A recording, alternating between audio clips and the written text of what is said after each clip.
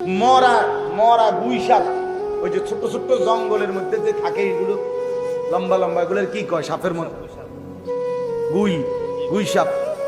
এই এরকম মরা গুই সাপ এক বেদুইন গ্রাম্য আরবের লোক এটা মরা এটারে আইনা নবীজির সামনে রাইখা বলছে, মোহাম্মদ যদি এই গুই সাপ এটা সাক্ষী দেয় তুমি আল্লাহর নবী, তাইলে আমি ঈমান আনব।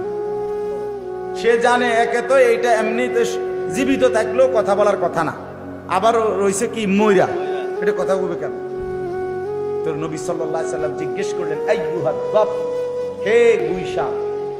ওইটা বলল, লাব্বাইকা সাআদাইকা, আল্লাহু আকবার, হে আল্লাহর রাসূল আমি হাজির, বলেন।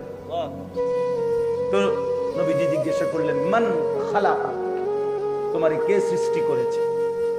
হ্যাঁ, তো তিনি বললেন, ওই গুই সাপ বলল, খালাকানি ওয়া খালাকাকা, খালাকাস মান খালাকাস সামাওয়াতি ওয়াল আরদ, আমাকে এবং আপনাকে সৃষ্টি করেছেন ওই একজনই, সাত আসমান ও জমিন সৃষ্টি করেছেন, আল্লাহু আকবার, তিনি আল্লাহ, তিনি আল্লাহ। এবার নবীজি বললেন, মান আনা, বলো তো আমি কে, আমি কে বলো, চেনো তুমি আমারে? তো গুই সাপ বলছে, আনতা রাসূলু রাব্বিল আলামিন, আল্লাহু আকবার, আপনি মহান আল্লাহ পাকের রাসূল। কাদ আফলাহা মান সাদাকাকা, আপনারে যে সত্য মনে করেছে সে সফল হয়েছে। ওয়া কাদ খাবা মান কাযাবাকা, আপনারে যে মিথ্যা মনে করেছে সে বরবাদ হয়েছে। ফাআসলামাল আ'রাবী, অতঃপর সেই গ্রাম্য বেদুইন লোকটি কালেমা পড়ে মুসলমান।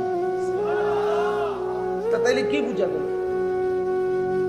রাসূলুল্লাহ সাল্লাল্লাহু আলাইহি ওয়াসাল্লামের জামানাতেই তো নবীজির সাথে কথা বলছে, তাহলে আল্লাহ হুকুম করলে যে কোনো কিছুই কি করতে পারে,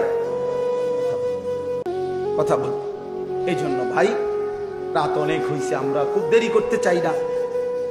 নিজেকে আল্লাহকে বাদ দিয়ে আখেরাতকে ভুলে গিয়ে বাবাদেরকেও বলি, মাঝ বয়সী ভাইদেরকেও বলি, কেউ নিজেরে চালাক মনে করে। আমার অনুরোধ, আমি প্রতিদিন একই কথা, আল্লাহরে বাদ দিয়া অন্য কিছুর উপরে ভরসা করেন না।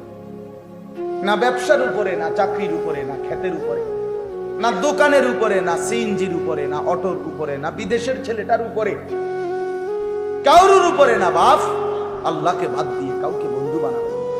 মুমিনের বন্ধু শুধুই আল্লাহ। মুমিনের সমস্ত হাজাত রাওয়া, মুমিনের সমস্ত ছোট্ট থেকে ছোট্ট, বড় থেকে বড়, সব প্রয়োজন পূরণকারী শুধুই একজন, আল্লাহ।